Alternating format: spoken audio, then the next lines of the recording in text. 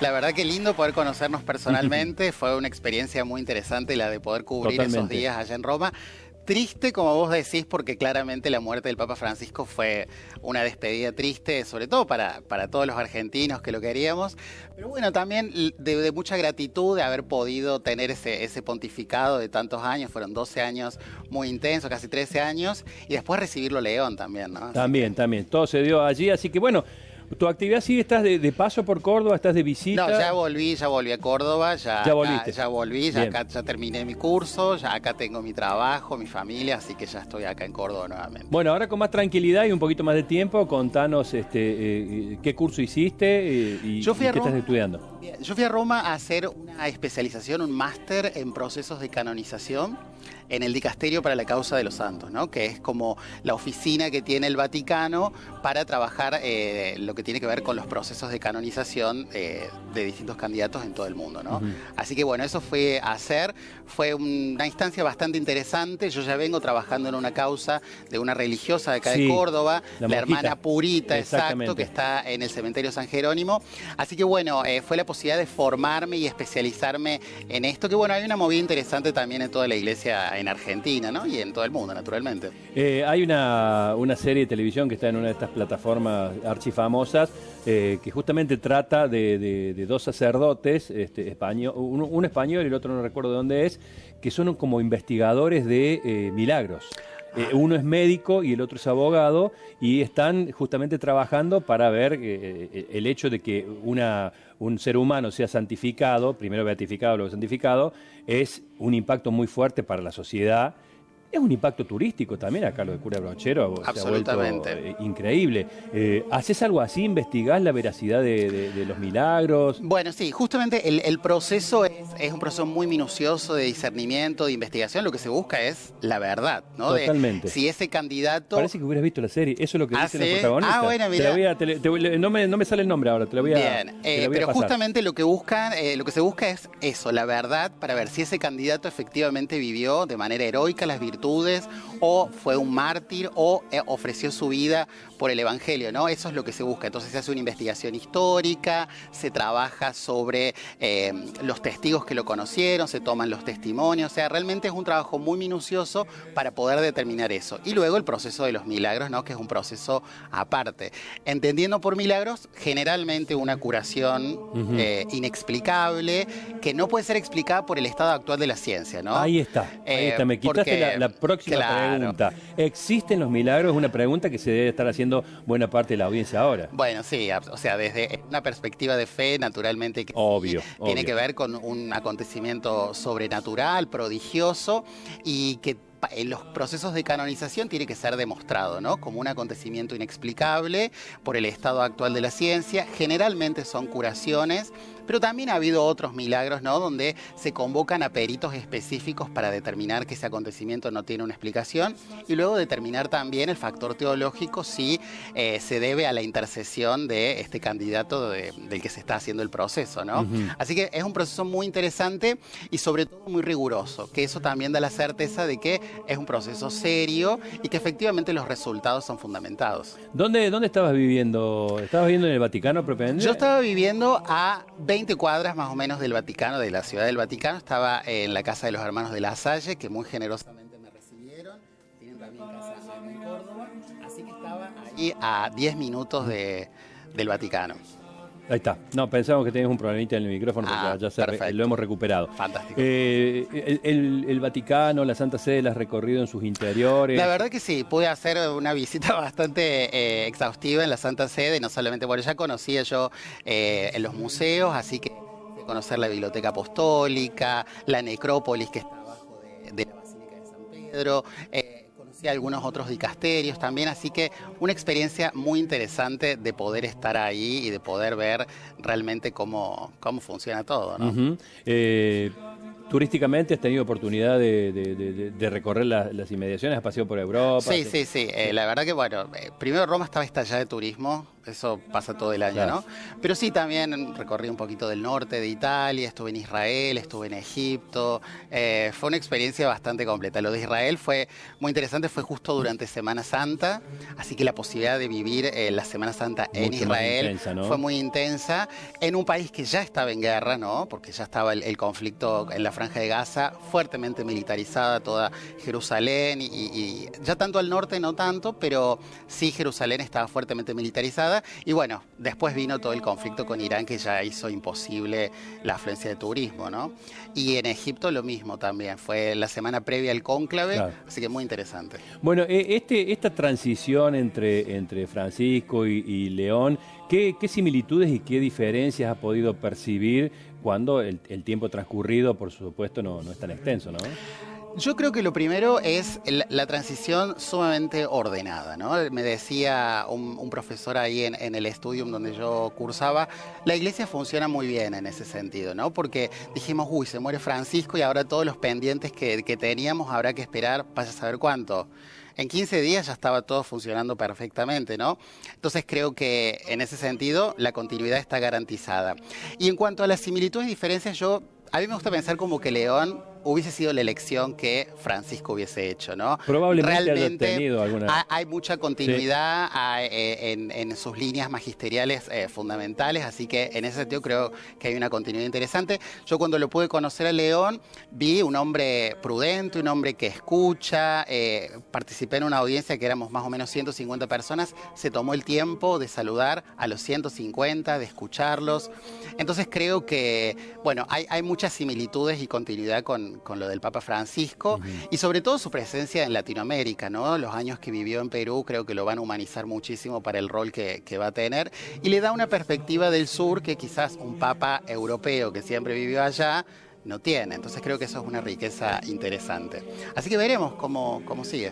No debe ser fácil, ¿no? Ser el titular, por así decirlo, de la Santa Sede en tiempos tan cambiantes como los que estamos transcurriendo, porque ciertas minorías hoy tienen una representatividad y una voz que antes no tenían, y por otro lado, en el mundo las derechas mucho más conservadoras están teniendo hoy una suerte de resurgimiento, sí. Por lo tanto hay una avenida del medio que es muy difícil de transitar. Absolutamente, pero yo creo que, como dijo el Papa Francisco, ¿no? En la iglesia hay lugar para todos, ¿no? Lo remarcó mucho, y creo que León es continuidad en ese sentido. Me parece que es un hombre moderado, que no se inclina para ningún lado, ¿no? O sea, es un hombre que está justo en el equilibrio y que puede conciliar, un hombre que incluye. Creo que me parece que es la persona indicada para este momento, ¿no? Además, un hombre mucho más joven que el Papa Francisco, entonces creo que es la persona que en este momento puede conducir al diálogo, a elaborar consensos, que creo que es el gran desafío de un mundo que, como vos decís, está cada vez más polarizado. Y pasa lo mismo con la temperatura. Has tenido que venir de un verano durísimo a un invierno que está aquí intenso, complicado. Sí. Fueron días, hubo una semana de corrida de 38 grados, 39, realmente estuvo muy pesado en toda Italia, justo cuando acá estaba también esta ola polar con nieve y todo, entonces bueno, también se va agudizando el clima, ¿no? El mundo polarizado y el clima también, temperaturas cada vez más extremas, así que bueno, que en ese sentido también el Papa Francisco lo hablaba en la encíclica Laudato Si'. Y el Papa León ahora ha creado, por decirlo así, esta misa en favor de la creación. Así que bueno, creo que esta cuestión de la ecología integral sigue estando presente tanto en el Magisterio Francisco como en el del Papa León. Bueno, hablamos un poquito más de la hermana Purita, que hay mucha gente que está interesada, y creo que hay mucha gente que no está al tanto, digamos, no ha tenido el desarrollo que ha tenido, por ejemplo, lo que ha ido ocurriendo con el cura Brochero, claro, que es una personalidad, por así decirlo, sí, ciertamente, muy trascendente, incluso antes de su beatificación misma. Claramente. Con la hermana Purita. Bueno, a ver, la hermana Purita nació en 1896 en la zona de Punilla, en Villa Jardino, La Cumbre. Todavía no estaba bien delimitado ahí esos dos pueblitos, pero nació en esa región y se hizo hermana carmelita de las carmelitas que están en el centro, las hermanas carmelitas de Santa Teresa, que están ahí en la calle Caseros 124, e ingresó ahí en 1918. Y bueno, llevó una vida muy sencilla porque no fundó ninguna congregación, ninguna escuela ni nada, pero fue portera, fue superiora de distintas comunidades también, y hizo una vida muy sencilla, de entrega generosa, de trabajo silencioso. Murió, ahora se van a cumplir el lunes 28 de julio, 60 años de su muerte, y murió como vivió, ¿no? Fue justo una epidemia donde todas las hermanas se habían enfermado de gripe, ella fue la única que todavía no había caído, y la que las atendía a todas las hermanas hasta que se terminó contagiando, y duró 2 días nada más y murió, ¿no? No quería molestar, ¿no?, a las hermanas cuando ya estaba enferma. Así que bueno, realmente una figura muy interesante para conocer está en el cementerio San Jerónimo, que de hecho la devoción comenzó así, porque la gente empezó a acercarse al cementerio y a pedirle gracias, y a medida que se iban cumpliendo, la gente iba poniendo papelitos, poniendo plaquitas. De hecho, ahora hay más de 500 placas que van desde el año 74 hasta el 2024. O sea, cuando no habían pasado ni 10 años de la muerte de la hermana Purita, ya había gracias concedidas, ¿no? De salud, de trabajo, de estudio. Así que bueno, ¿alguna de ellas va a ser en la que están trabajando para su proceso de canonización? No, porque todavía falta en ese sentido. El proceso está, se terminó la primera fase diocesana de investigación, entonces ahora se está trabajando también en la Santa Sede investigando la documentación. El milagro viene después, ¿no? Pero bueno, claramente estas gracias que concede de trabajo, de salud, son el sustrato necesario para abrir un proceso de canonización. Es lo que se llama fama de santidad. Si no hay fama de santidad, no se abre un proceso de canonización, ¿no? Porque no tiene que ver con una cuestión honorífica o de popularidad, sino que tiene que ver con una ejemplaridad. Es decir, bueno, esta persona ha vivido de manera heroica las virtudes y puede ser un ejemplo para todos.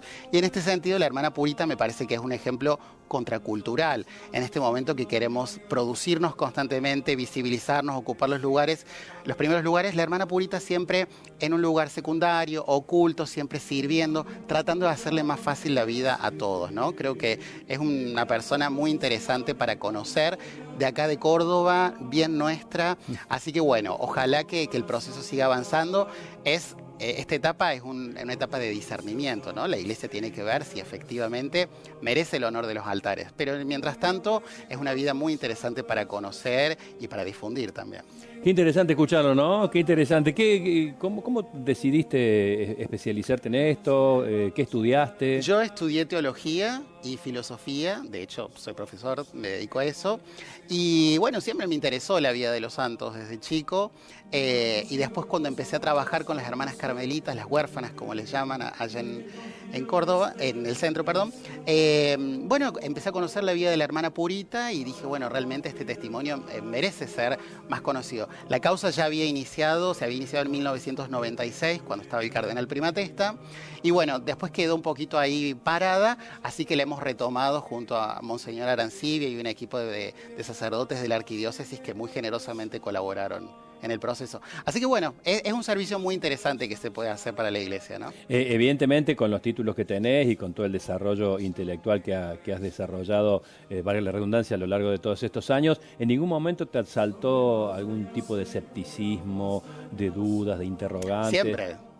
Siempre, o sea, la fe que no pasa por la duda no es una fe madurada, profundizada, o sea, la certeza no la tenemos, nada. De hecho, en estos procesos de canonización, la afirmación de que esta o tal persona son beatos o son santos es una certeza moral, no es una certeza del 100%, ¿no? Se procura, con toda la investigación, excluir la posibilidad razonable de duda, ¿no? Pero siempre la fe es algo muy, muy delicado, es un hilito muy fino y que siempre estamos, como dice un filósofo, siendo mendicantes. El mendicante es el que está rogando, ¿no? Entonces la fe es confianza. es confianza, ¿no? Uno cree en una palabra. Entonces, sin duda, sobre todo cuando uno estudia filosofía y va problematizando cada vez más la realidad, la fe, por supuesto, que es puesta en tela de juicio. Pero bueno, así crece también, ¿no? Qué bueno que tomes la fe y la extraigas, porque hay mucha confusión con respecto, sobre todo en estos tiempos, donde se habla de fe, pero en los hechos concretos no hay mucha demostración de sentirla. Incluso en muchos discursos claro. hay alusión a la fe, pero en los actos, hablo de personas individuales, hablo de gente muy comprometida con el poder incluso. Me encanta, le tengo mucho respeto a la fe, he ido 12 años a colegio religioso, como sucede habitualmente, o en muchos casos salís del colegio religioso, entras a una universidad, y chao, el escepticismo y el escepticismo te domina en cierto punto, y después me interesó también la parte teórica, la parte histórica. Y respeto mucho a la gente con fe sincera, digamos, que no se golpea el pecho ni que señala con el dedo, ¿no es cierto? Sí, yo creo que, a ver, es una opción existencial, ¿no? Tiene que ver no solamente con una práctica ritual o una cobertura exterior, ¿no? Que es lo que denunciaba Jesús también a los fariseos, ¿no? Tiene que ver con una opción existencial, algo que le da un sentido trascendente y profundo a la existencia de uno y que lo va vehiculizando en actos concretos, ¿no? Lo va manifestando en eso. Creo que ahí está lo más auténtico. Bueno, gracias por la visita, Pablo. La verdad que muy interesante la charla, ¿eh? Y bueno, cualquier novedad, ahí estaremos en contacto. Fantástico. El lunes 28 se cumplen los 60 años de la muerte de la hermana Purita y vamos a hacer una misa a las 19 horas en Casero 124, así que todos los que se quieran acercar. Bárbaro.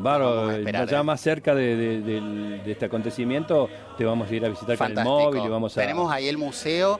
San Alberto fue la primera escuela que dio educación sistemática a la mujer en todo el virreinato del Río de la Plata, acá en Córdoba, ¿no? Así que bueno, es una casa histórica donde nació, donde vivió y murió la hermana Purita. Vamos a estar ahí con el móvil presente, ¿eh? Te agradezco mucho. Un gustazo, bienvenido. Gracias.